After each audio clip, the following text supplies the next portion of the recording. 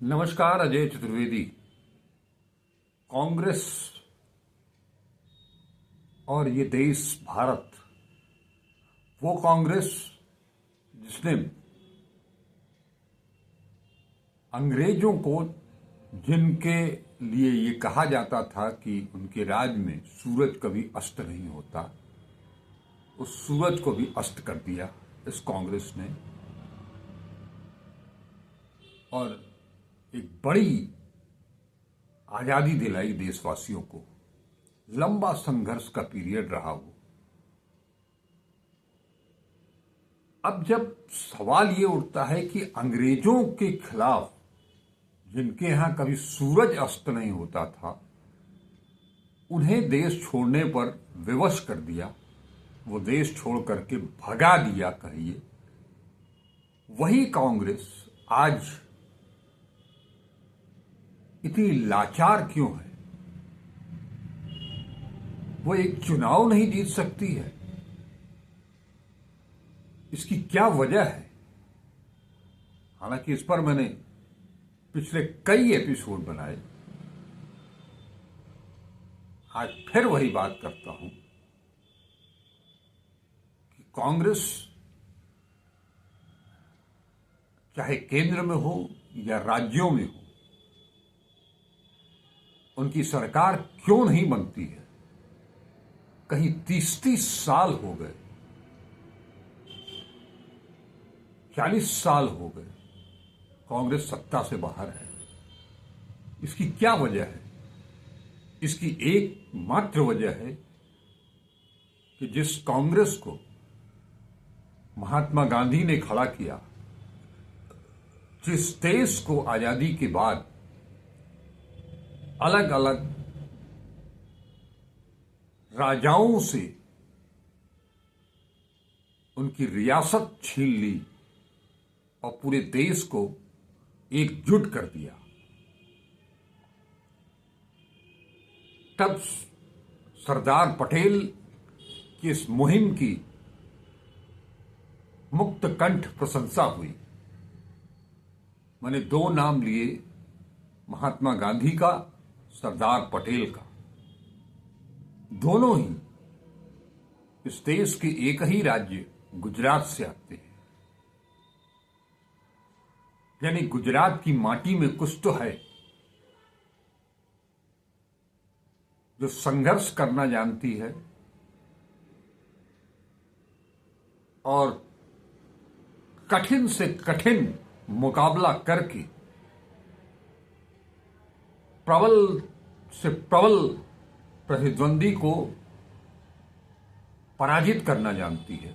वो कांग्रेस, वो गुजरात आज 30 साल से, लगभग 30 साल से बेड़ियों में जकड़ा हुआ है।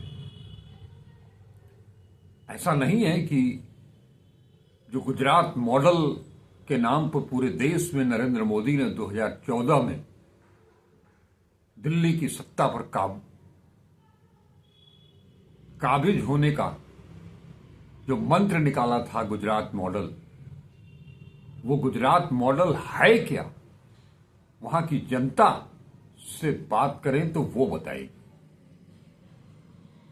वो जनता ऊब चुकी है इस बीजेपी की हुकूमत से।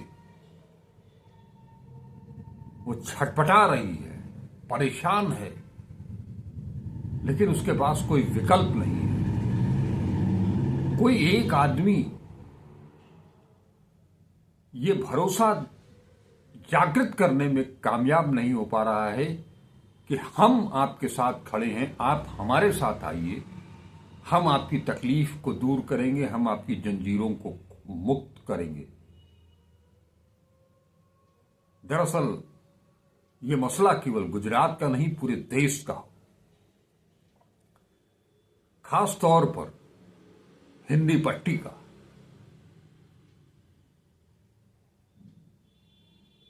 और दरअसल ये जो कमी है जनता का भरोसा न जीत पाने का, चाहे वो उत्तर प्रदेश हो, बिहार हो मध्य प्रदेश हो, छत्तीसगढ़ हो, हरियाणा हो, राजस्थान हो, झारखंड हो। झारखंड में तो फिर भी कुछ इज्जत बची हुई है झामुमो के तहत के सहयोग से, लेकिन बाकी राज्यों में कांग्रेस की ये दुर्गति क्यों? वो क्यों नहीं आम आदमी का भरोसा जीत पा रहे हैं? दरअसल इसके पीछे कहानी एक ही है कि जनता और कांग्रेस जनों के बीच कोई रिश्ता रह ही नहीं गया है। वो कोई कार्यक्रम नहीं, कहीं भी दिल्ली से एक कार्यक्रम आएगा, उसकी खाना पूर्ति कर दी जाएगी, उसमें भी बच बचा करके।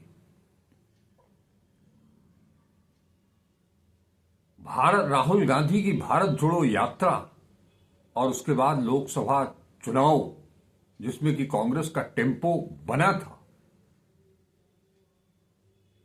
लेकिन उस टेम्पो को,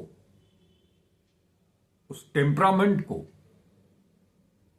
हम कंटिन्यू नहीं रख पाए। जो विश्वास जनता ने हम पर जगाया था, उस विश्वास को मैंने तोड़ा है। उस भरोसे के काबिल हम नहीं रह गए, क्योंकि हमारा जो कनेक्ट होना चाहिए वो कनेक्ट था नहीं। और राहुल गांधी इस बात को अच्छी तरह से समझते हैं। उन्होंने कांग्रेस की नब्ज को बहुत कायदे से टटोला है, और क्या रोग है, किस तरह का कैंसर है, वो इस बात को समझ गए हैं। गुजरात में उन्होंने कहा भी कि दो तरह के लोग हैं, दो नहीं, तीन तरह के लोग हैं, तीन तरह के कांग्रेसी हैं। एक वो बड़ा वर्ग है जो कांग्रेस में रहते हुए बीजेपी के लिए काम करता है, अपनी सुविधाओं के लिए, अपने लिए, अपने परिवार के लिए। पत्नी हो, बेटा हो, बेटी हो, दामाद हो, बस उनको पार्टी से कोई लेना देना नहीं, देश से कोई लेना देना नहीं। ऐसे लोग कांग्रेस को क्यों पुनर्जीवित करना चाहेंगे? वो पेड वर्कर हैं बीजेपी के, आरएसएस के। उनको वहां से वो सारी सुविधाएं मिल रही हैं, सारी सुख सुविधाएं उनको मुहैया हो रही हैं। फिर क्या फर्क पड़ता है, देश हो या पार्टी हो, बचे या रहे, न बचे, क्या फर्क पड़ता है उनकी सेहत पर? दूसरे वो लोग हैं जो बीजेपी, आरएसएस, नरेंद्र मोदी और अमित शाह से डरे हुए हैं। सत्ता में रहते हुए जो गड़बड़ घोटाले उन्होंने किए हैं, उनसे बचने के लिए 24 घंटा भी उनके लिए कम पड़ रहा है। इसलिए वो सिर्फ उतना ही करते हैं जितना कि बीजेपी और आरएसएस, नरेंद्र मोदी और अमित शाह इशारा करते हैं। बाकी बची 25% कांग्रेस,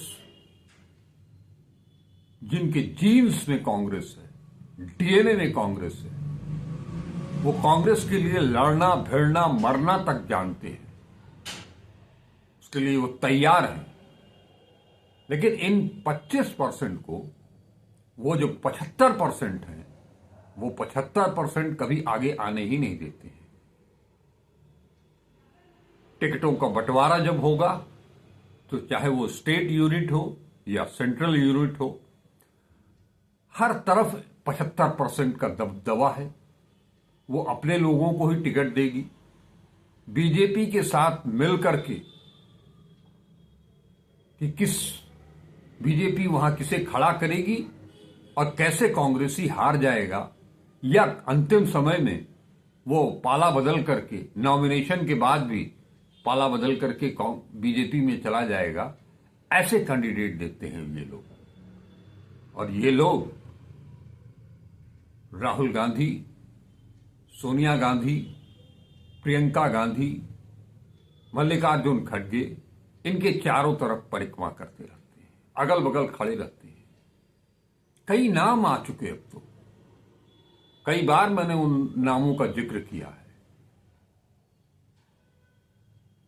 लेकिन ये सब जानते हुए भी राहुल गांधी पब्लिक मीटिंग में कार्यकर्ताओं के सामने ये जरूर स्वीकार करते हैं कि जो लोग पार्टी के भीतर बैठ करके बीजेपी के लिए काम कर रहे हैं, उन्हें पार्टी से बाहर कर दिया जाए, वो जाकर के बाहर बैठ करके बीजेपी के लिए काम करें। तो ऐसे लोगों को बाहर क्यों नहीं किया जा रहा है, उसमें दिक्कत क्या है? ऐसा करने से राहुल गांधी के हाथ क्यों कांप रहे हैं इस सर्जरी से? वो क्यों भाग रहे हैं? दरअसल ये उनकी सहृदयता है, उनका पारिवारिक पीढ़ीगत संस्कार है। राहुल गांधी जितने सख्त हैं, उतने ही संवेदनशील भी हैं।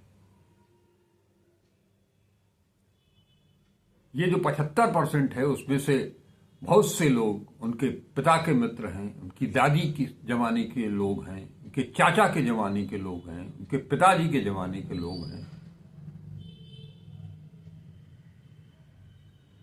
वहां उनका मोह जाग उठता है क्या कि इन्हें कैसे पार्टी से बाहर कर दिया जाए। लेकिन अब कांग्रेस के रिवाइवल के लिए रास्ता केवल एक ही है। ये केवल कहने से काम नहीं चलेगा, इसके लिए कुछ कर गुजरना पड़ेगा। अगर संसद में राहुल गांधी ने नरेंद्र मोदी और अमित शाह को ये चैलेंज किया है कि अब की बार गुजरात में आपको हराएंगे, लिख कर ले, तो उस चैलेंज को पूरा करने के लिए ओवरहालिंग जरूरी है।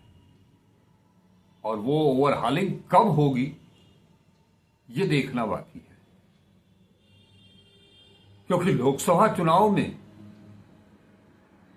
जो माहौल बना था कांग्रेस के फेवर में, विपक्ष के लिए, वो सबसे पहले टूटा हरियाणा में, उसके बाद महाराष्ट्र में। बात आप कर सकते हैं कि इन दोनों जगहों पर नरेंद्र मोदी और अमित शाह की मशीनरी, यानी कि भारत की मशीनरी ने बीजेपी का साथ दिया, चुनाव आयोग ने बीजेपी का साथ दिया, वो सारी चीजें हैं। लेकिन इन सब के बावजूद, मशीनरियों का उपयोग करने के बावजूद, आप नेता प्रतिपक्ष का तमगा हासिल कर पाने में सक्षम हुए, तो आप राज्यों में सरकार बनाने के लिए भी सक्षम हैं, बशर्ते उन चेहरों को फोर्थ स्टेज में, अंतिम स्तर पर पहुंच चुका वो कैंसर जिस अंग में है, वहां से उसको जब तक आप बाहर नहीं करेंगे, कीमोथेरेपी से सिकाई करके आप उस संक्रमण को रोक नहीं पाएंगे। कितना जलाएंगे, आसपास की जो अच्छी चीजें हैं, अच्छे टिश्यूज हैं, वो भी जल जाएंगे। एक कुशल सर्जन मैंने कहा राहुल गांधी को, तो राहुल गांधी को सर्जरी इस ढंग से करनी है कि उनके जो कामयाब अच्छे टिश्यूज हैं, उनको बचाते हुए, और जो कैंसर को बढ़ा रहे हैं, ऐसे टिश्यूज को बाहर करना पड़ेगा। लेकिन यही काम नहीं हो पा रहा है। ये जानते हुए भी कि हमको यही करना है, लेकिन वो काम हो नहीं पा रहा है। आज 6 महीने हो गए। ये जानते हुए कि हरियाणा में किसने हराया, कैसे हराया, वो कौन से चेहरे हैं। आलम यह है कि आज तक हरियाणा में प्रतिपक्ष का नेता नहीं चुन पाई कांग्रेस। और जो मशीनरी की बात चल रही है, वोटर लिस्ट की बात चल रही है, आपने वो सब कुछ निकाल लिया कि एक राज्य महाराष्ट्र जैसे राज्य में जितने वयस्क नागरिक नहीं है, वयस्क आबादी जितनी नहीं है, उससे ज्यादा वोटर हो गए। ये आपको कब पता चला? ये आपको समय से पता क्यों नहीं चला? वहां का नेतृत्व, वहां के लोग कांग्रेस से जुड़े हुए, वो क्या कर रहे थे? ऑल इंडिया लेवल पर महासचिव संगठन वो क्या कर रहे थे?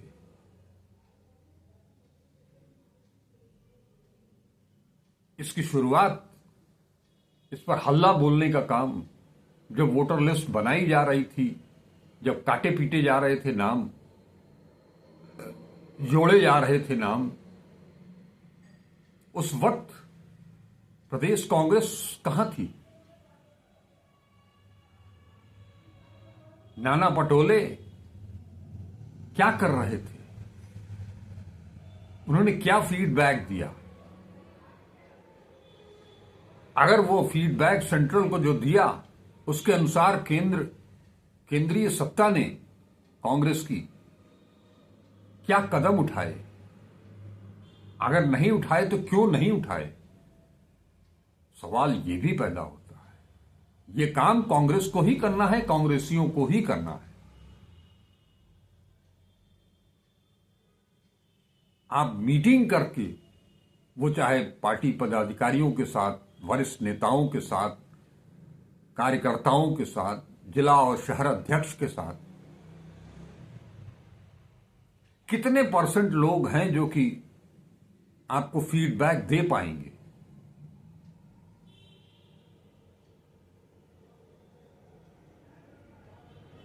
अगर जो सत्यनारायण भगवान की कथा सुनने के लिए आपकी बैठक में बैठा हुआ है,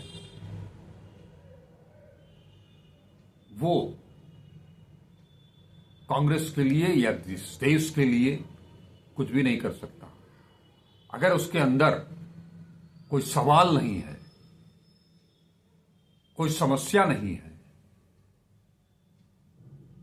उसके दिमाग में कुछ चीजें चल नहीं रही हैं, वो बोल नहीं सकता है, वो अपनी जिज्ञासा उसकी क्या है, उस जिज्ञासा को शांत नहीं कर सकता है, उसके लिए सवाल नहीं कर सकता है,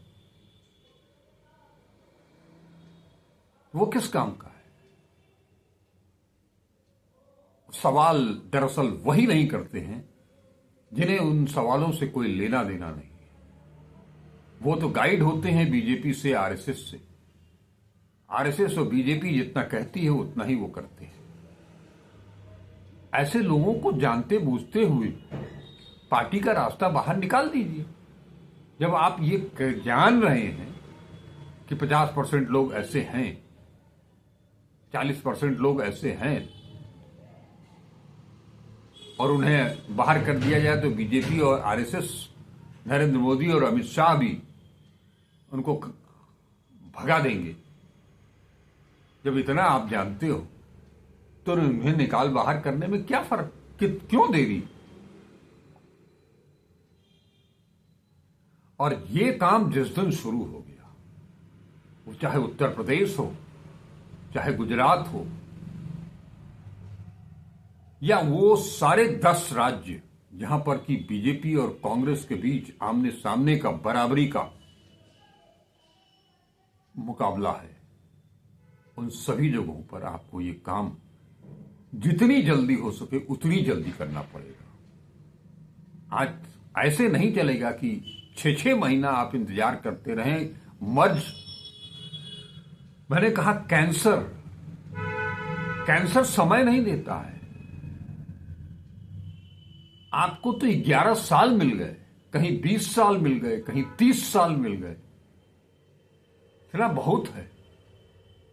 अब भी अगर सर्जरी नहीं हुई, काटपीट नहीं हुई, सड़े गले शरीर के उस अंग को बाहर नहीं किया गया, तो शरीर मृत प्राय ही रहेगा। वो बैसाखियों पर ही सही अपने शानदार बंगले में, सेंट्रली एसी बंगले में कैद रहेगा, वो सुख भोगता रहेगा। उसे कोई सरोकार नहीं है कि कांग्रेस सत्ता में है या नहीं है। देश किस हद तक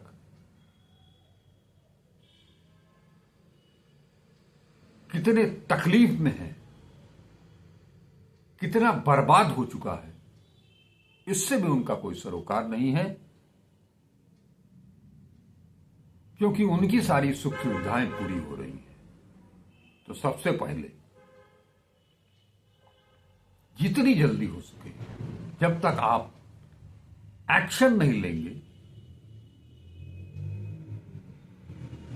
सर्जरी नहीं करेंगे, क्योंकि करना तो आप ही को पड़ेगा, आम जनता नहीं करेगी। आम जनता ऐसा सर्जरी करके ही आप आम जनता के बीच ऐसे लोगों को, ऐसे कार्यकर्ताओं को, ऐसे नेताओं को भेज सकेंगे जो घर घर जाकर के, मोहल्ले मोहल्ले जाकर के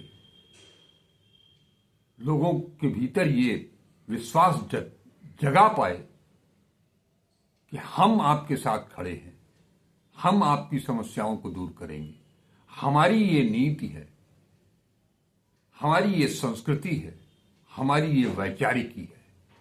ऐसा जब तक आप नहीं कर पाएंगे, आप कितने लाख कोशिश करते रहिए। कहावत पुरानी है, एक अकेला चना भांड नहीं फोड़ता। राहुल गांधी